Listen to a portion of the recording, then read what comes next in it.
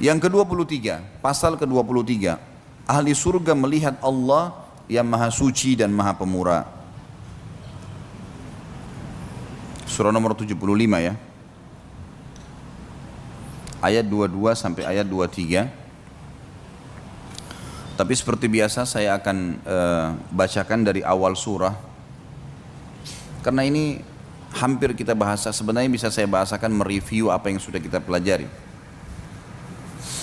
A'udzu billahi minasyaitonir rajim. Bismillahirrahmanirrahim. La uqsimu biyaumil qiyamah. Kata Allah, aku bersumpah demi hari kiamat. Maksudnya itu pasti terjadi maknanya. Demi zatku, kata Allah, kiamat pasti terjadi. Wala uqsimu bin nafsil lawwamah, dan aku juga bersumpah dengan jiwa yang amat menyesali dirinya sendiri. Pasti hari kiamat akan datang jiwa-jiwa orang yang menyesal. Kenapa dulu saya zina ya, kenapa dulu saya bohong ya, kenapa dulu saya mukul orang ya, nyesal. Ayahsabul insanu allan najma'a idhamah, apakah manusia itu mengira bahwasanya kami tidak akan mengumpulkan kembali tulang belulangnya setelah dia mati, dimakan oleh tanah, oleh rayap jasadnya, dia tidak akan kami bangkitkan, kami tidak satukan lagi.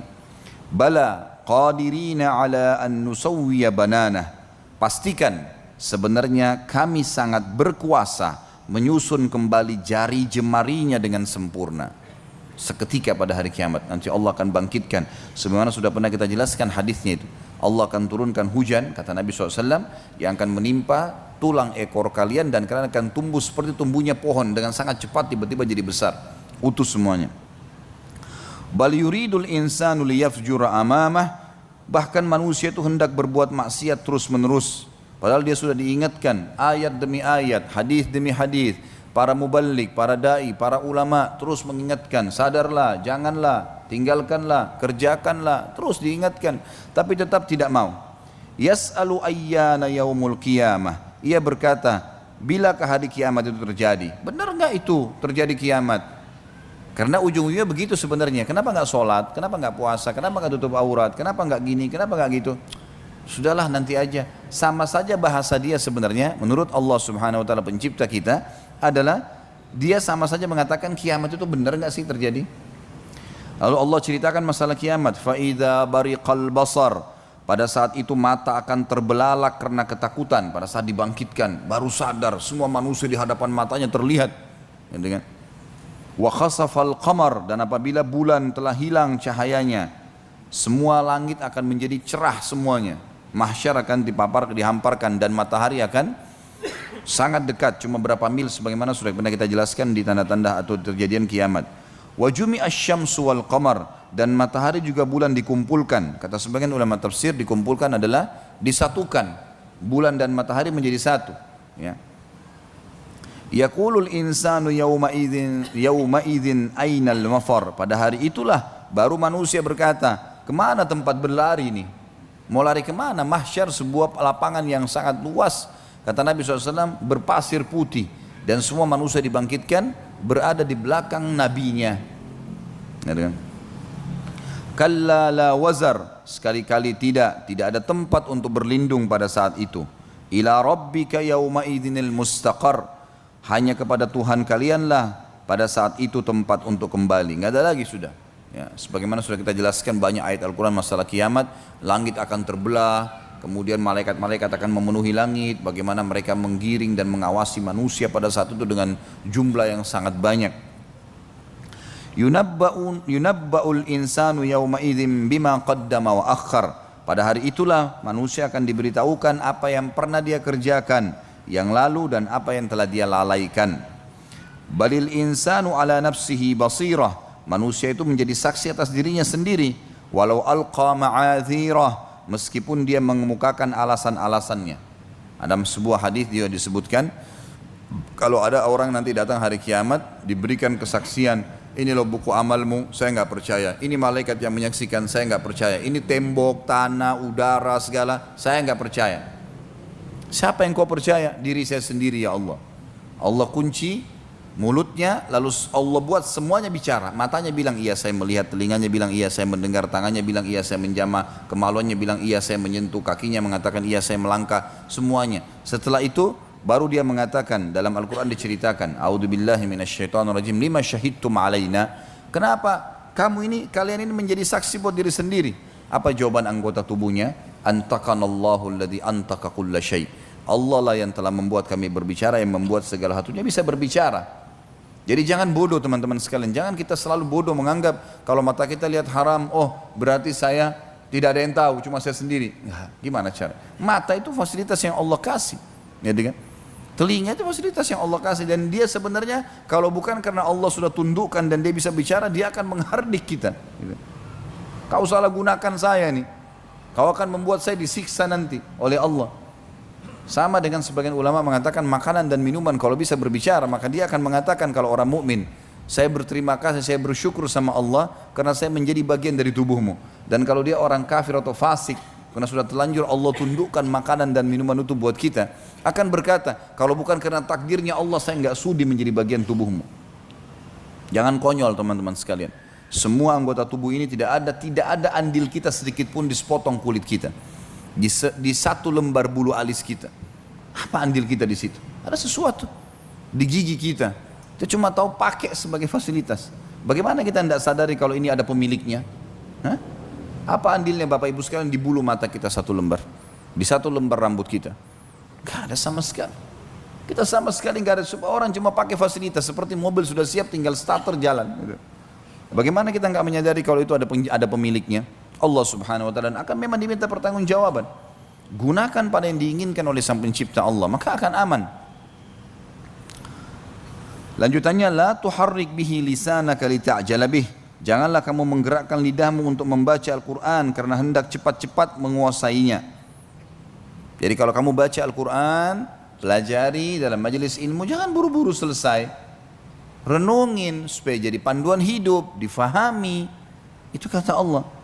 Inna alaina jam'ahu wa qur'ana. Sesungguhnya tanggung jawab kami lah mengumpulkannya di dalam dadamu hai Muhammad, dan juga orang-orang yang berusaha untuk menghafalnya. Sekarang Bapak Ibu kalau saya sampaikan, saya cuma bicara. Siapa saja di antara Anda kan bisa lakukan hal yang sama. Datang bicara, selesai, baca bukunya, sampaikan. Gitu. Tapi yang membuat masuk ke dalam hati setiap orang di antara kita, termasuk saya sendiri sebagai yang menyampaikan ini, adalah Allah subhanahu wa ta'ala. Kami yang menanamkan itu dalam hati-hati kalian dan membuat kalian pandai membacanya. Apa yang kita lakukan sebenarnya? Dari mana Bapak Ibu bisa tahu rangkaian kalimat ini? Pasal 23, ahli surga melihat Allah. Hah? Kita bisa melihat dari mana? Kita bisa membaca dari mana? Kita bisa menyusun kalimat ini sehingga terbentuk kalimat bagaimana? Gitu kan? Sampai banyak dalam ayat Al-Quran diceritakan waqtilafi alsinatikum wa alwanikum, di perbedaan kalimat-kalimat kalian, bahasa-bahasa kalian, dan warna kulit kalian, postur tubuh kalian, ada tanda-tanda kebesaran kami. Faidha qara'nahu fattabi' qur'ana. Apabila kami telah selesai membacakannya, maka ikutilah bacaan tersebut. Maksudnya kata ulama tafsir, kalau ada yang sedang membacakan Al-Quran di hadapan kita, seperti kita membahas sekarang dalam majelis ilmu, atau ada orang sedang membaca dengan terjemahannya, maka dengarkan baik-baik, ambil ilmu di situ.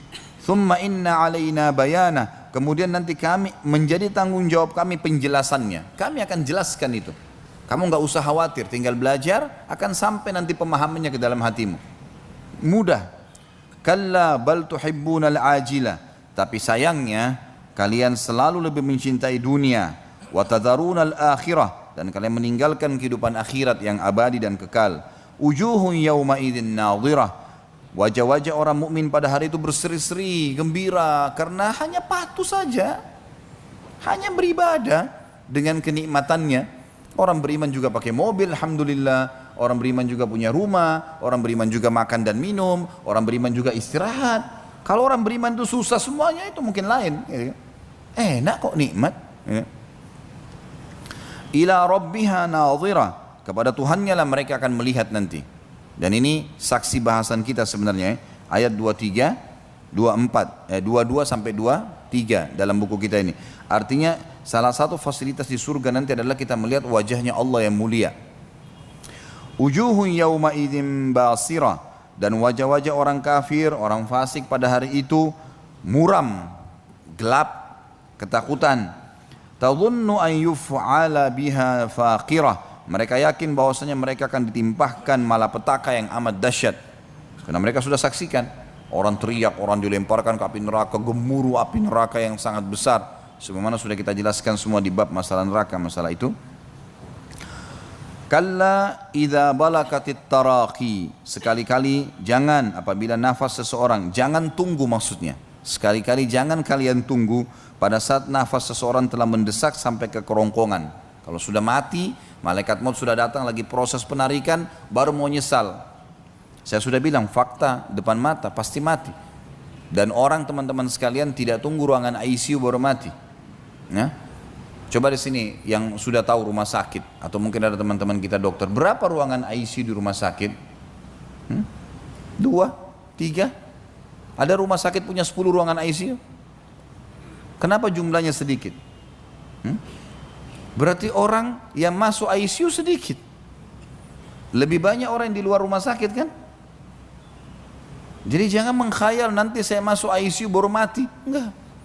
Lebih banyak orang mati yang tidak masuk ICU. Banyak. Orang yang lagi cangkul sawahnya, orang yang lagi jalan. Ada orang keluar naik bus, satu bus jatuh di jurang, mati seketika, sehat semua. Enggak ada hubungan sama ICU itu.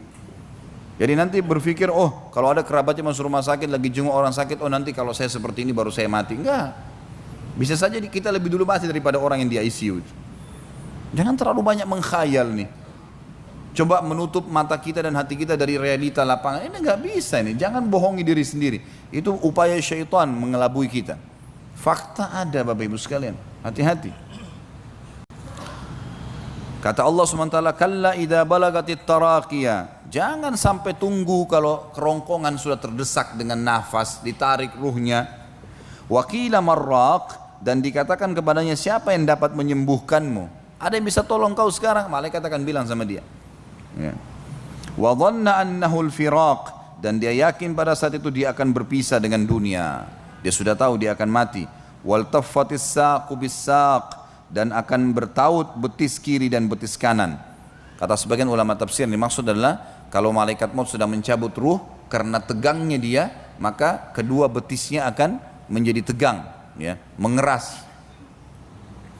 Ila rabbika yauma idinil masaq, dan kepada Tuhanmu lah pada hari itu kamu akan dihalau. Maksudnya di hari kiamat dibangkitkan, akan dihadapkan di hadapan Allah Subhanahu wa taala. Fala saddaqa wala shalla, dan ia tidak mau membenarkan Rasul dan Al-Quran, dan tidak mau juga mengerjakan salat. Walakin kadzdzaba wa tawalla, tapi selalu mendustakan Rasul dan berpaling dari kebenaran. Tsumma dzahaba ila ahlihi yatamatta, kemudian ia pergi kepada keluarganya dengan berlagak dan sombong. Kalau diingatkan kenapa enggak salat, kenapa enggak gini, ya enggak usah, tuh gampang, sombong, ya. Aula laka fa'aula, kecelakaan bagimu hai orang-orang kafir dan orang fasik, dan kecelakaan bagimu nanti. Tsumma aula laka fa'aula, kemudian kecelakaan akan menimpahmu, dan kecelakaan pasti menimpahmu, sampai 4 kali Allah ulangi. Kata sebagian ulama tafsir, bisa saja di ayat yang sebelumnya, di ayat yang 34 itu untuk dunia, kecelakaan akan datang di dunia untukmu, dan juga kecelakaan akan datang untukmu di akhirat nanti. Ayahsabul insanu an yutraka suda, apakah manusia mengira bahwasanya mereka akan dibiarkan begitu saja tanpa pertanggungjawaban? Alam yakun nutfatan min mani yumna, bukankah dia dulu tadinya setetes mani yang hanya ditumpahkan ke dalam rahim? Bapak yang sudah tahu masalah spermanya yang segumpal, itu isinya ada miliaran sperma kecil. Sperma kecil itulah, ya, yang lebih kecil dari debu yang kita jadi darinya. Dari mana asalnya? Dari situ saja. Apa yang mau disombongkan? Allah jelaskan masalah itu. Thumma kana 'alaqatan fa khalaqa fa sawwa, kemudian mani itu menjadi segumpal darah lalu Allah menciptakan dan menyempurnakannya. Semua manusia siapapun kita, mau dia raja, mau dia tukang sampah, mau dia orang miskin, sama saja, semua sama sumbernya. Allah yang membuat beragam macam warna kehidupan itu. Sperma yang kecil, di kepalanya sperma yang lebih halus dari debu, ada lagi inti daripada sperma itu sendiri. Di situ manusia lebih kecil lagi. Kemudian sel telur juga lebih halus dari debu, melengket di rahim. Lalu sperma itu seperti mengetahui ada sinyal. Para ilmuwan cuma mengatakan ini seperti ada perintah rahasia yang entah dari mana dan sangat cerdas sehingga sperma bisa mengetahui di mana sel telur, kemudian berubah pada saat bertemu ekornya sperma akan tercabut karena kalau tidak dia akan merusak sel telur tersebut. Kemudian yang masuk cuma bagian kepala dan membuka sehingga inti sperma masuk dan mulailah menjadi bergerak sel hidup. Kemudian mulai bergerak menjadi gumpalan darah kata Allah. Thumma kana alaqa, alaqa ini lebih tepatnya adalah benda yang melekat dan sangat kuat. Karena begitu sperma sudah menemui sel telur, dia akan melekat sangat kuat, gitu. Sangat kuat di dinding rahim. Faja'ala minhu az-zawjaini adh-dhakara wal untha, dan Allah menjadikan dari kejadian seperti itu pasangan laki-laki dan perempuan. Lahir anak perempuan, lahir anak laki-laki, lalu kemudian Allah nanti pertemukan mereka dengan rasa suka, menikah, punya keturunan lagi, begitu terus Allah jadikan ciptaannya. Apa yang kira-kira membuat kita masih memungkiri semua ini? Jelas ada penciptanya, gitu kan? Kira-kira setelah bahasan-bahasan seperti ini, apalagi yang membuat kita ragu, apalagi yang membuat kita tidak mau beriman? Padahal tinggal mudah, orang beriman itu dimanja loh sama Allah. Tinggal bangun tidur, kerjakan yang diperintahkan, dapat fasilitasnya, selesai, mudah sekali. Dan syaitan itu mudah untuk dilawan, dia gejolakkan, tolak, selesai urusannya. Kita kalau mau azan, mau ke masjid, lalu syaitan bisikin, nanti aja, di rumah aja. Enggak, saya enggak mau. Terus syaitannya bisa menjelma, mau cekik kita, jangan kau ke masjid. Enggak bisa buat apa-apa. Kamu berzina itu begini, itu cantik, itu gagah gini. Enggak, saya enggak mau. Terus mau jadi apa syaitannya? Mau ngapain? Narik-narik celana kita? Enggak bisa buat apa-apa kok. Gampang kan, tinggal tolak, selesai. Dan menolak maksiat ada pahalanya. Mengerjakan ketaatan ada pahala, meninggalkan dan menolak dosa ada pahalanya. Ibadah. Kata Allah Subhanahu wa taala di ayat terakhir ayat 40, "Alaisa dzalika biqadirin ala an yuhyiyal mauta." Bukankah Allah yang sudah menceritakan dan memperkenalkan dirinya tadi semua, dia yang menciptakan ini, dia menciptakan itu, dia yang begini, dia yang begitu, semua disebutkan. Itu mampu ya untuk menghidupkan sesuatu yang mati. Jelas semuanya. Ya. Baik. Itu dari surah Al-Qiyamah, 40 ayat kita bacakan karena memang sangat berhubungan dengan bahasan kita sebenarnya, tapi saksi bahasan kalau orang-orang beriman di surga akan melihat Tuhannya, dan ini nikmat terbesar di surga. Kita dengarkan penyampaian baginda Nabi SAW dalam hadis Bukhari Muslim. Abu Hurairah radhiyallahu anhu menceritakan, sahabat pernah bertanya, wahai Rasulullah, apakah kita akan melihat Rabb kita pada hari kiamat? Atau apakah kami akan melihat Rabb kami pada hari kiamat? Maka Rasulullah SAW balik bertanya, apakah kalian kesulitan melihat bulan pada bulan purnama? Kalau pertengahan bulan tanggal 13, 14, 15 biasanya kita puasa Iyamul Bid, itu pasti kejadiannya bulan purnama, pasti. Bulan sangat besar, warnanya kekuning-kuningan, indah untuk dilihat. Kata Nabi SAW, kalian kesulitan gak lihat bulan pada saat itu? Maka para sahabat tidak, jelas sekali kok. Lalu beliau SAW, utusan Allah menyampaikan kepada kita semua, apakah kalian kesulitan melihat matahari yang tidak diliputi awan? Kalau ada matahari sekarang kayak terang sekali, nggak ada awan yang menutupinya. Apa kesulitan untuk melihatnya? Maka jawaban para sahabat tidak. Beliau menjawab, maka kalian akan melihatnya seperti itu juga. Kita akan jelas melihat Allah Subhanahu wa taala pada hari kiamat. Di dalam hadis yang lain riwayat Imam Muslim, Syuhaib radhiyallahu anhu menuturkan Rasulullah sallallahu alaihi wasallam bersabda, "Idza dakhala ahlul jannah yaqulu Allahu azza wa jalla, turiduna syai'an azidukum?" Fayaqulun, "Alam tubayyid wujuhana, alam tudkhilnal jannata wa tunajjina minan nar?" Qala fayakshiful hijab, "Fama u'tu syai'an ahabba ilaihim minan nadari ila rabbihim." Thumma tala hadhil ayah, "Lilladina ahsanul husna wa ziyada." Jika ahli surga sudah masuk ke dalam surga, semoga insya Allah kita termasuk, maka Allah yang maha tinggi dan maha pemurah akan bertanya kepada ahli surga, apakah kalian menginginkan sesuatu sehingga aku menambahkannya untuk kalian? Ada makna hadis yang lain, ada hadis yang serupa yang mirip dengan riwayat ini berbunyi, pada saat ahli surga sudah semuanya masuk ke dalam surga termasuk penghuni surga terakhir dari neraka.